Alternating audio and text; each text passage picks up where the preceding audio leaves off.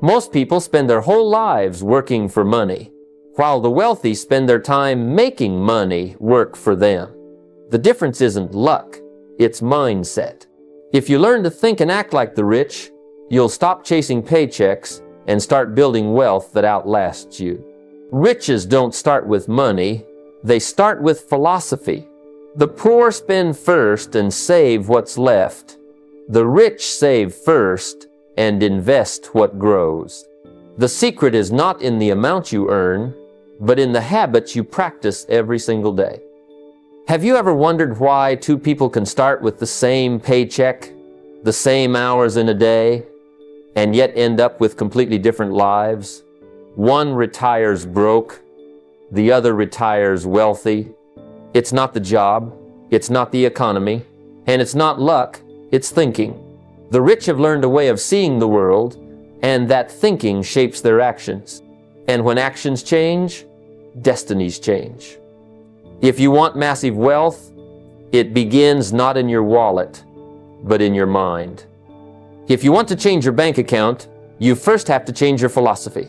The truth is, wealth is never the result of luck or chance or even just hard work.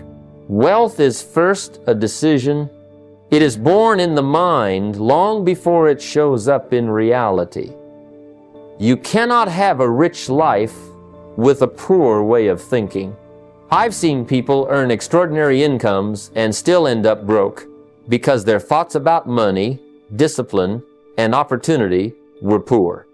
On the other hand, I've seen people start with very little, sometimes barely enough to get by, but because their mind was tuned to opportunity, they built fortunes that lasted generations. I remember early in my career, I was earning just a few dollars an hour.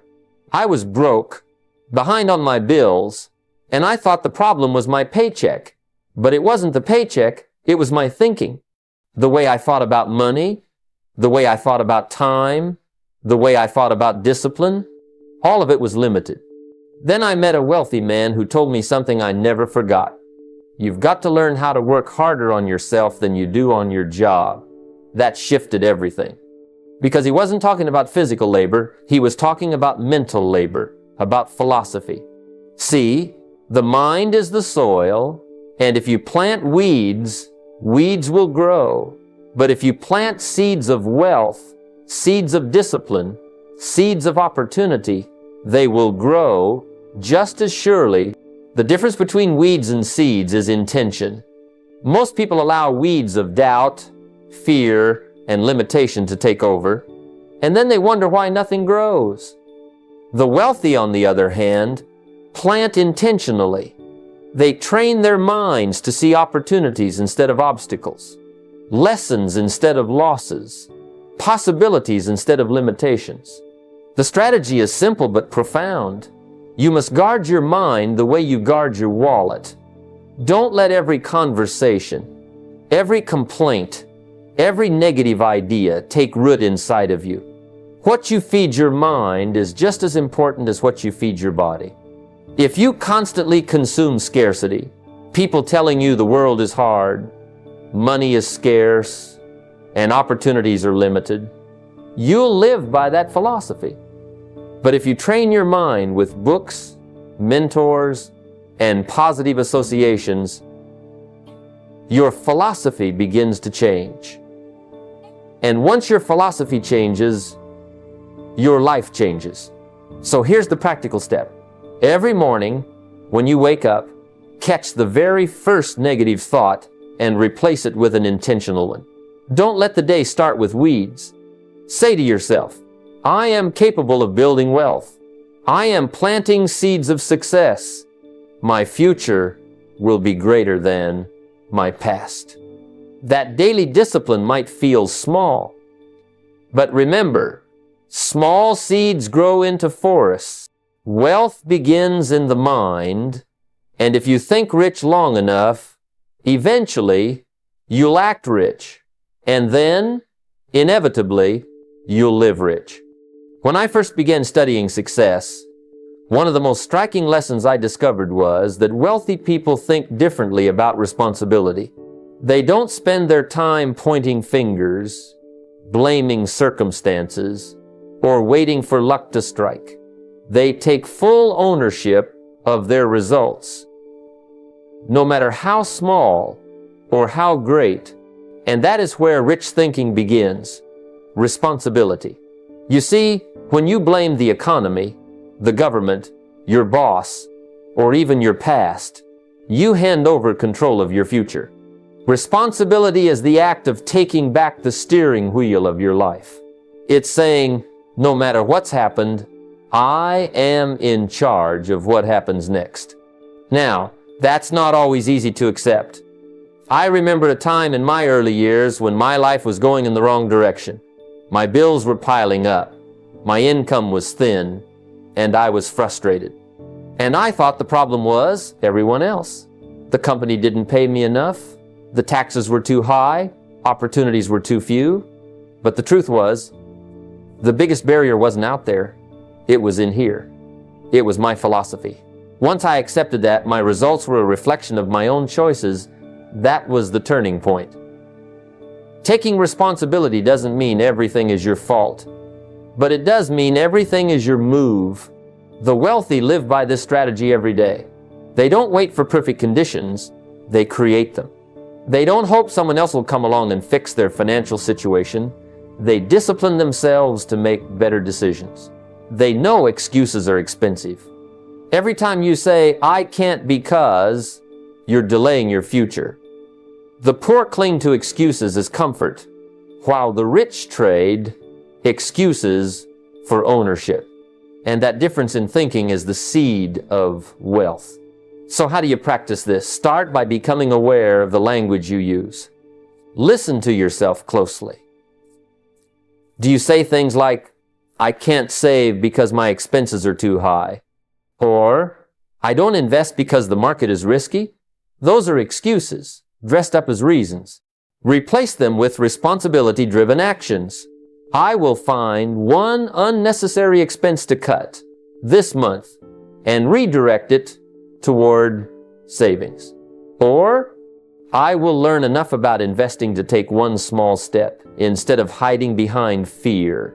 Every time you replace an excuse with action, you build a muscle of responsibility, and that muscle creates wealth. Here's the practical step. Take out a piece of paper today and write down 3 excuses you've been using. Maybe it's time, money, education, or circumstance. Write them clearly and honestly. Then, right beside each excuse, write the action you can take instead. That small exercise might look simple, but it is powerful because it shifts the power back to you. Remember, rich thinking doesn't start with resources, it starts with responsibility. And once you take responsibility, you step into the driver's seat of wealth, and the road ahead opens wide. One of the most striking differences between those who build massive wealth and those who struggle is how they view time. For most people, money is the treasure, and time is what they trade to get it. But the wealthy flip that perspective completely. To them, time is the real treasure. Money can be lost and made again, but once an hour is gone, it's gone forever. That's why the rich guard their hours like gold. They understand that wasted time is wasted wealth, because the greatest fortunes are not just built with money, but with disciplined use of time. I learned this lesson the hard way. In my early years, I would spend countless hours on things that produced nothing. Chatting, drifting, sitting around, wasting time on low-value activities. And I couldn't figure out why my bank account was always empty. It wasn't until I started studying the habits of successful people that I realized they had the same 24 hours I did, but they used them differently. While I was idling, they were investing their hours into learning new skills, building businesses, and planting the seeds of wealth. And here's the truth. The way you treat 1 hour of your day is the way you treat your life. The strategy the rich use is simple but powerful. They don't try to do everything themselves. They focus on what creates the most value and delegate or automate the rest. If a task doesn't move them toward their long-term goals, They either remove it or assign it. They ask themselves, is this the best use of my hour? Is this task worth the wealth I'm capable of creating? That kind of questioning changes everything. For example, if you're spending 2 hours a day scrolling aimlessly or dealing with chores that someone else could do for a small cost, you're essentially trading your opportunity for wealth in exchange for distraction or busyness. I remember a turning point when I hired someone to do a small task for me that used to eat hours of my week. At first it felt strange. Why spend money on something I could technically do myself? But the time I saved allowed me to focus on building skills and opportunities that multiplied my income far beyond the cost. That's when it clicked. Wealthy people buy time with money so they can create more money with time. It's a cycle that compounds. Here's a simple, practical way to start. Identify 1 hour you waste daily. Maybe it's time lost in front of the television, or endless scrolling on social media, or simply being busy with things that don't matter. Write it down. Then commit to redirecting that 1 hour into a wealth-building activity. Use it to read, to network, to learn a new skill, to plan, or to take direct action toward an investment. Just 1 hour a day, over a year, adds up to 365 hours, almost 9 full work weeks. Imagine what that could do if it were invested wisely. So remember this, money comes and goes, but time only goes. Wealthy thinking is about using time as the seed, planting it carefully, and reaping the harvest later. When you start valuing your time more than your money, you'll find that money will begin to chase you instead of the other way around. One of the sharpest distinctions between those who stay broke and those who grow rich is what they choose to buy first. Most people, when a little extra money comes in, think about upgrading their lifestyle. New clothes, a nicer car, the latest gadget. But the wealthy think differently. They ask, what can I buy that will in turn buy more for me later? That's the philosophy that separates assets from liabilities. Liabilities take money out of your pocket every month, while assets put money in. The poor and middle class chase liabilities disguised as status symbols. But the rich pursue assets that eventually pay for the luxuries. When I was starting out, I fell into that same trap. The moment I had a few extra dollars, I wanted to spend them to look like I was successful, instead of working on actually becoming successful. A fancy suit, a shiny watch, dinners that cost more than I could afford, those were liabilities, not assets. And guess what? The money disappeared as fast as it came. Later I realized that the true test of wealth is not how much you spend, but how much you keep and multiply. Wealthy people delay indulgence until their assets are the ones footing the bill. They don't deny themselves forever.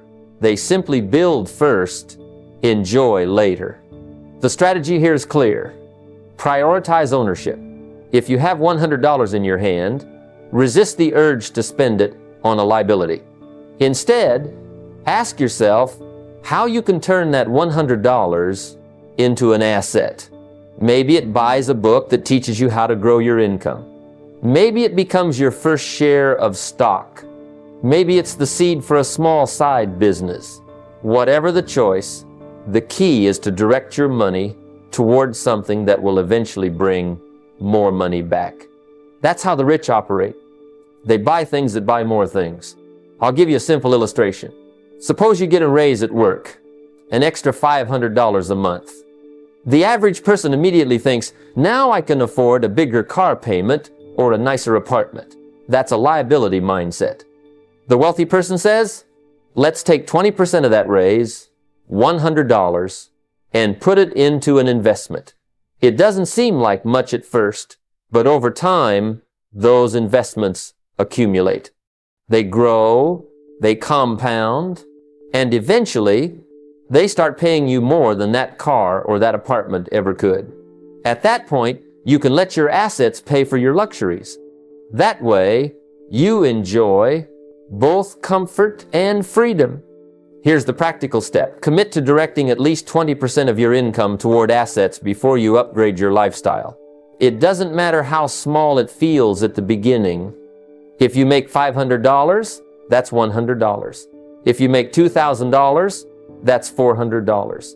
The amount is less important than the discipline of the habit.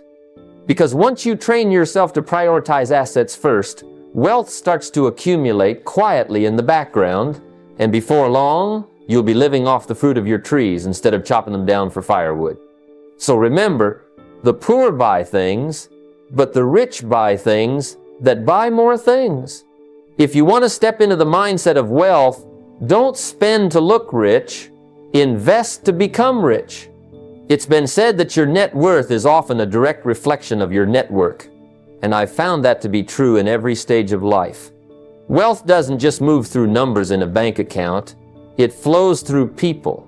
Every opportunity, every deal, every new idea, every path to growth is connected to another person. And that means the people you choose to spend your time with matter far more than you may realize. If you spend your days surrounded by people who complain, blame, and settle, you'll eventually mirror their habits. But if you place yourself among the ambitious, the disciplined, and those who are value-driven, you'll absorb their standards, their mindset, and eventually, their results. I remember early in my journey, I was struggling to make ends meet. My thinking was small, my vision was narrow, and I didn't even know it. Then I met someone who was operating at a completely different level. He thought in terms of investments, not just paychecks. He spoke about building systems, not just working hours. Just being around him for a short time stretched my vision. I began to realize that the difference between where I was and where I wanted to be wasn't always a lack of resources, it was often a lack of relationships. The right conversation at the right time can save you years of trial and error. The strategy here is simple but powerful. Surround yourself intentionally.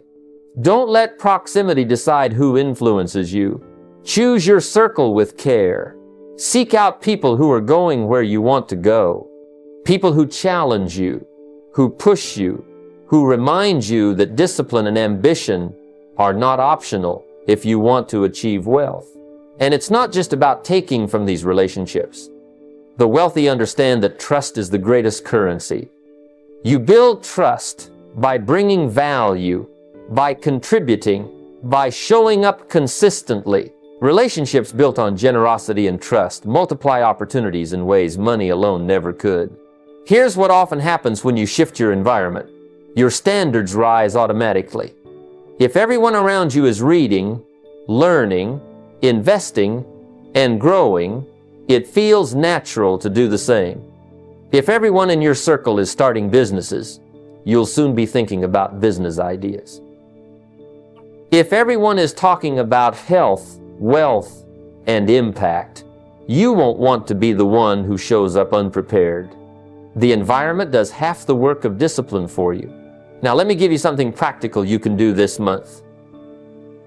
Attend one event, one gathering, or one group where growth-minded people spend their time.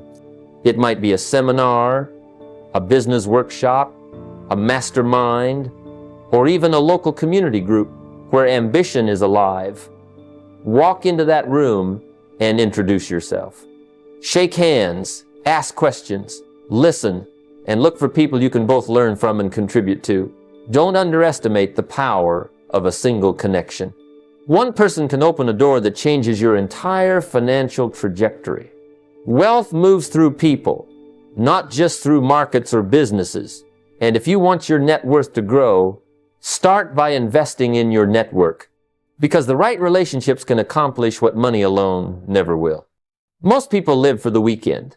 They count down the hours to Friday night, they spend Saturday chasing comfort, and by Sunday evening, they're already dreading Monday. That cycle keeps them trapped in the short term. But the wealthy, they think differently. They don't think in days or weekends, they think in decades. They understand that every small choice today either builds or erodes the future they're working toward. While the average person is focused on Saturday night, the rich are quietly building for the next 10 years, the next 20 years, and even beyond their own lifetime. When I was younger, I fell into that same trap of short-term thinking. I was broke, working odd jobs, and I thought the answer was always just around the corner. One quick break, one lucky chance, one weekend miracle. But I learned the hard way that waiting for quick fixes is a recipe for staying stuck. Real wealth doesn't come from thinking about the next paycheck. It comes from aligning your daily habits with a vision that stretches far beyond the present moment. I had to train myself to think differently, to ask not just, how do I get by this month, but what will my life look like 10 years from now if I keep making these same choices? That question changed everything. The strategy here is clear. Align today's choices with tomorrow's vision. It's not about perfection. It's about direction. Every decision you make with your money, your time, and your energy is a seed you're planting. If you plant seeds of impulse, distraction, and waste, don't be surprised when the harvest is disappointment. But if you plant seeds of discipline, learning, and investment, then over time, you'll build a harvest so abundant it can sustain you and generations after you. The wealthy are not smarter. They are simply more consistent about planting the right seeds. Here's the truth. Long-term thinking requires discipline. It's easy to buy the newest gadget, spend every raise, or indulge in momentary pleasure. But it takes vision to say, not yet. First I'll build assets. First I'll invest. First I'll secure freedom. The rich know that a little sacrifice today buys massive freedom tomorrow. That's why they're willing to delay certain pleasures, not because they don't want them, but because they want something greater. They want freedom, independence, and options that only come with long-term discipline. So let me give you something practical to begin today. Write down your 10-year wealth vision, not in vague terms, but in vivid detail. Where will you live? What kind of assets will you own? How much passive income will you have flowing in? Who will you be serving? How will your family be positioned? Write it as if it's already real. Then, look at that vision and ask, what is one small step I can take today that aligns with this? It could be as simple as opening a new investment account, paying down a small debt, or dedicating 30 minutes to learning a financial skill. The poor think about Saturday night. The rich think about decades. If you want to step into wealth, you must stretch your vision beyond today and begin to act as if your future already depends on what you do now, because it does. One of the biggest differences between the way the rich and the poor think about money is this. The poor let money sit idle, while the rich put it to work. Idle money shrinks. Inflation eats away at it, impulse spending devours it, and before long, it's gone. But money that's invested, money that's given a job to do, compounds, it multiplies, it creates more of itself. That is why the wealthy never see money as something to be merely saved and stored. They see it as a tool, a worker, a servant that must be directed towards something productive. When I was broke, I used to think the answer was just earning more. If I could only get a raise or work a few extra hours, surely that would fix my problems. But here's what I discovered. It doesn't matter how much you earn if you don't learn how to multiply what you keep. If all your money does is come in and go out, you're stuck on the hamster wheel forever. The wealthy understand that dollars are seeds. If you plant them in fertile ground, they grow into trees that bear fruit year after year. If you eat all the seeds, you stay hungry. So, the strategy is simple but powerful. Put every surplus dollar to work in appreciating assets. That could mean stocks, real estate, index funds, or even your own business. The form doesn't matter as much as the principle. Money must be moving, multiplying, and compounding. The worst place for money to live is in the drawer, the savings jar, or in wasteful purchases that lose value the moment you make them. I remember when I finally opened my first investment account. I didn't start with much, just a small, regular contribution, but I treated it like a sacred commitment. Month after month, no matter what, that money went in. And over time, I watched the balance grow, not just from what I put in, but from the way those dollars began to work on my behalf. That experience forever changed how I thought about money. Think about this. A single dollar invested wisely doesn't just stay a dollar. It earns returns, and those returns earn returns. That's the beauty of compounding. It works quietly, invisibly, and relentlessly, but only if you give it time. The poor often wait for extra money to start investing. But here's the problem. Extra money never arrives. There will always be bills, emergencies, or desires that compete for it. The wealthy don't wait until they have a fortune. They start with what they have, however small, and they let time do the heavy lifting. Now let's make it practical. Open an investment account today, not someday, and set up automatic monthly contributions, even if it's just $10, $20, or $50 to begin with. Don't underestimate small beginnings. What matters most is not the amount, but the habit. Once you build the habit of making your money work for you, scaling it becomes natural. You'll look back one day and realize those tiny amounts you once dismissed have grown into something substantial. The difference is simple. Poor people spend to stay comfortable. Rich people invest to stay free. If you want wealth, you must learn the discipline of multiplying money instead of consuming it. The money you put to work today becomes the freedom you enjoy tomorrow. When we talk about wealth, most people think in terms of bank accounts, properties, cars, and the comforts money can buy. And while those things have their place, they are not the true measure of wealth. Real wealth is not just about what you gather, it's about what you leave behind. If your wealth ends with you, it dies. But if your wealth serves others, your family, your community, even generations you will never meet, it multiplies. That's why the rich don't just build bank accounts, they build legacies. I remember meeting a man once who had accumulated more money than he could ever spend. But when I asked him what he planned to do with it, he shrugged and said, "I suppose I'll just leave it sitting in the bank." That was tragic, because he had worked his entire life for something that would end with him. Contrast that with another friend of mine who built not only businesses but also scholarships, mentorship programs, and opportunities for young people. Long after he's gone, his wealth will still be at work, impacting lives. That's the difference between simply making a living and making a lasting difference. You see, wealth without vision is fragile. It fades, it gets wasted, and often it disappears within a generation. But wealth with a vision, wealth connected to values, becomes a multiplying force. Think of the great families or institutions whose names live on, not because of their riches, but because of the foundations they created, the schools they funded, the causes they supported.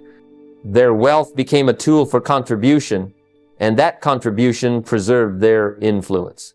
The wealthy understand this truth. Money is temporary, but impact is eternal. The strategy, then, is to connect wealth building with contribution, impact, and family legacy. When you align your financial habits with something larger than yourself, you unlock a new level of motivation and discipline. Saving and investing stop being about someday luxuries and start becoming about responsibility, stewardship, and legacy. if you know your children are watching, if you know future generations will live with the consequences of your financial decisions, you start thinking differently. You become more careful, more intentional, and more disciplined. When I was younger, I used to think wealth was simply about freedom for me. Freedom to travel, freedom to live well, freedom to do what I wanted. But over time, I realized that freedom without responsibility is shallow. The true joy of wealth is using it to plant seeds in places where you may never personally see the harvest. It's about creating opportunities that outlive you, setting examples that inspire others, and ensuring that what you build doesn't vanish the moment you're gone. So here's the practical step. Take a moment this week and write one paragraph about how you want your wealth to outlive you. Don't complicate it. Just ask yourself, what do I want my money to stand for when I'm gone? Maybe it's supporting your children's education. Maybe it's helping your community thrive. Maybe it's funding causes you believe in. Whatever it is, put it in writing and let that paragraph guide your actions. Suddenly, every dollar you save, every asset you buy, every decision you make will take on new meaning. The truth is, your wealth is either a full stop or a comma. If it ends with you, the story stops. But if it serves others, the story continues and grows. Wealth is not just about living well. It's about leaving well. And the richest among us understand that their greatest account is not the one in the bank, but the one written in the lives of others. So many people never get started on building wealth because they are waiting for the perfect moment. They say, I'll save when I earn more, or I'll invest when the market feels safe, or I'll begin when I have the perfect plan. But the truth is, there is no perfect moment, no perfect plan, no flawless system. Wealth is not about perfection, it's about consistency. It's about the small, steady steps you take over and over again, long after the excitement of starting has worn off. If you want proof, just look at how compound growth works. It doesn't depend on how big your first step is, but on how often you keep stepping. I've watched people with modest incomes, people who never drove fancy cars or lived in extravagant houses, quietly and consistently put aside a little bit from every paycheck. They didn't try to get rich overnight. They didn't gamble their money on a once-in-a-lifetime opportunity. They simply built the habit of consistency. And by the time 20 or 30 years rolled around, they had a fortune, while their peers, who had earned much more but never built consistency, had little to show for it. You see, wealth is not about intensity for a moment. It's about consistency for a lifetime. Perfection is the enemy of progress. How many times have we sabotaged ourselves because we couldn't do something perfectly? Think about it. Someone sets a goal to save $500 a month, and then one month they can only manage $100. Instead of celebrating the $100, they feel discouraged and quit. That's the trap of perfection. But consistency would say, keep saving the $100, because it's not about the size, it's about the habit. It's the steady drip of water that shapes the rock, not the occasional flood. The strategy then is to focus on momentum rather than perfection. When you are consistent, momentum begins to build. And momentum is powerful. It turns small beginnings into unstoppable forces. The wealthy don't waste their energy trying to make everything flawless. They understand that imperfect action, repeated over time, beats perfect inaction every time. I remember when I first started investing, I didn't know everything. I made mistakes, I stumbled, but I kept at it. Over time, the mistakes became lessons, and the consistency turned into wealth. That's how it works. So here's the practical step. Set up an automatic transfer to your savings or investment account every payday, no matter how small. Don't wait until you feel like it. Don't wait until you have more. Start with $10, $20, $50, whatever you can manage, and let consistency do its work. Automation is powerful because it removes the need for willpower. It makes wealth building a system, not a struggle. Before long, those small amounts will grow, and more importantly, the habit of consistency will become part of who you are. Wealth does not reward the perfect. It rewards the consistent. If you chase perfection, you'll keep delaying, keep hesitating, and keep missing opportunities. But if you choose consistency, your small, faithful steps will turn into a massive harvest over time. Wealth doesn't demand that you get it all right. It simply demands that you keep showing up. One of the greatest tests of wealth isn't how much you make, it's how much you can manage. If you can't control $1,000, you won't control $10,000. If you can't live with discipline when your income is small, more money will only magnify your lack of control. That's why so many people who win the lottery or suddenly get a big raise end up broke again in just a few years. The problem isn't the money, the problem is the mindset. Wealth doesn't start with income, it starts with discipline. I remember a time early in my life when I was making very little. It wasn't glamorous and it wasn't easy. But I learned something during those years that stayed with me forever. If I couldn't control myself with a small paycheck, I would never be ready for a bigger one. So I practiced the art of living below my means. That didn't mean I lived in scarcity. It meant I lived with discipline. Instead of chasing every new gadget or upgrading my lifestyle just because I could, I trained myself to take a portion of every dollar and direct it toward my future. That's the key. You don't grow wealth by showing off what you earn. You grow wealth by controlling what you keep. The strategy is simple but powerful. Master frugality first, and then let your investments expand your lifestyle. Too many people get this backwards. They want to expand their lifestyle first and hope one day their investments will catch up. But the rich understand something different. You buy luxuries last, not first. First, you buy assets.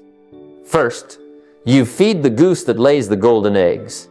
Then, when those assets begin producing income, you let that income upgrade your lifestyle. Until then, you practice the discipline of living below your means. Now, living below your means doesn't mean you never enjoy life. It doesn't mean you deprive yourself endlessly. It means you are wise with your priorities. You recognize that every dollar you redirect into an investment today is a soldier working for you tomorrow. You're not giving up pleasure, you're multiplying it. Because when you delay gratification, when you build assets first, the day comes when your money is working harder than you are. That's when freedom begins. That's when choices expand. Here's a very practical step you can take right now. Cut 10% of your lifestyle expenses and redirect them into wealth-building accounts. Look at your monthly budget. Are there subscriptions you never use? Meals out you don't even remember? Or gadgets that collect dust after 2 weeks? That's your 10%. Take it and send it into a savings or investment account. And make it automatic. Don't rely on willpower. Set up a transfer that happens before you even see the money. That's how discipline turns into habit, and habit turns into freedom. The truth is, wealth doesn't come from what you earn. It comes from what you keep and multiply. If you learn to live below your means today, you'll grow beyond your means tomorrow. That's not just money management. That's life mastery. I've always believed that the way you start your morning determines the rhythm of your entire day. If you roll out of bed late, check your phone, scroll aimlessly, and drift into the day with no clarity, you've already surrendered control. You're reacting instead of directing. But when you rise with purpose, when you begin the day with clarity about who you are, where you're going, and what you're committed to doing, you build a momentum that carries through every decision. Discipline at the start of the day creates order for the rest of it, and order is the soil in which wealth grows. When I first began studying successful people, one of the first patterns I noticed was how they valued their mornings. They didn't treat the morning casually, they treated it as sacred time. Not for noise, not for distraction, but for alignment. I started copying that habit. In those early hours, before the demands of the world could claim my attention, I asked myself questions. What do I want to build? What do I need to fix? What wealth-building steps must I take today to move closer to my vision? And I realized, if I could win the morning, I could win the day. The strategy is straightforward, but it requires commitment. Each day must begin with clarity. Clarity about your financial goals, your personal growth goals, and the specific actions that will move you closer. You don't have to plan every second, but you do need direction. The undisciplined let mornings drift away, and with them, the opportunities of the day. The disciplined anchor their mornings with intention, and from that anchor flows productivity, momentum, and progress. Here's what I discovered about myself. If I didn't make my mornings intentional, the day filled itself with other people's priorities. Phone calls, emails, emergencies. None of them necessarily wrong, but none of them bringing me closer to my vision. And when I ended the day, I would look back and realize I had been busy, but not productive. That's why the morning matters so much. It's when you set the tone, when you decide in advance what matters most. So here's a practical step that can change everything. Every morning, write down 3 wealth-building actions you will complete before noon. Not 10, not 20, just 3. 3 things that move you closer to your long-term financial freedom. Maybe it's setting aside money for your investment account. Maybe it's making a phone call to a potential client. Maybe it's reading 10 pages of a book that teaches you about money, markets, or discipline. These 3 actions become your non-negotiables. Complete them before noon, and you'll carry the satisfaction of progress into the rest of the day. Wealth isn't built in random bursts of luck or sudden inspiration. It's built in the small, disciplined choices repeated day after day. Own your morning, and you'll own your day. Own your day, and you'll own your wealth. And when you own your wealth, you'll own your future. Gratitude is one of those quiet disciplines that often gets overlooked when people talk about building wealth. Most people assume that wealth begins with hustle, with grinding, with endless activity. And yes, effort matters, but let me tell you, wealth also begins with perspective. A thankful heart can see opportunities that a greedy heart misses. When you train yourself to see what's already good in your life, you develop the eyes to notice doors opening that others walk right past. Gratitude is not weakness, it's strength. It's the soil where abundance takes root. When I was younger, I used to complain about what I didn't have. I thought life was unfair, that I wasn't given the right breaks. And one day, a mentor stopped me in my tracks. He said, "If you keep complaining about the little you have, why would life trust you with more?" That struck me. I realized that gratitude isn't just about feeling good, it's about positioning yourself for growth.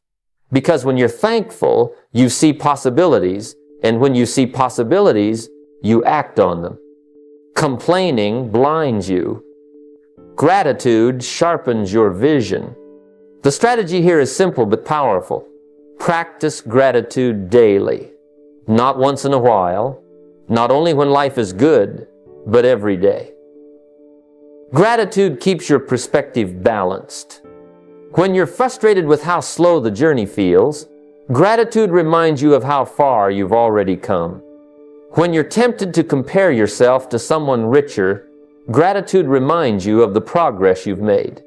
When you're discouraged, gratitude is the fuel that keeps you steady until the breakthrough arrives. I began keeping a gratitude journal years ago, and it changed my thinking. Every morning, before diving into tasks, I wrote down 3 things I was grateful for. Not just vague things, but specific ones. Sometimes it was as simple as being thankful that I had money to pay my bills. Sometimes it was gratitude for a mentor who gave me advice.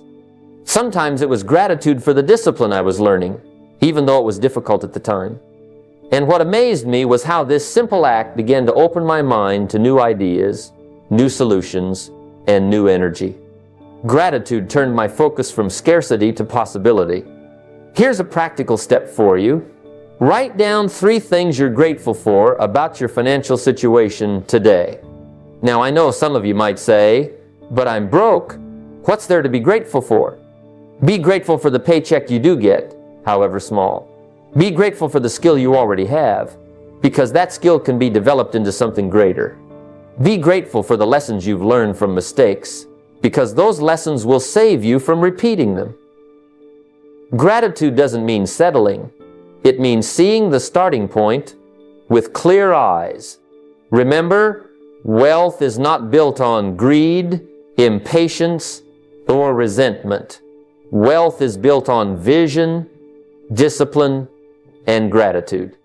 A thankful heart attracts opportunities, people, and ideas that a bitter heart will never see. Gratitude unlocks abundance. As we bring this to a close, remember that wealth is never just about numbers. It's about mindset, discipline, and the daily choices you make. Rich thinking creates rich living. If you want money to serve you instead of enslave you, start today with small, consistent steps. Take responsibility, guard your time, build assets, and practice gratitude. Don't wait for the perfect moment. There isn't one. Wealth is built in the moments you decide to act. So I challenge you, pick one step today, however small, and begin. Because if you do, the future will thank you for it.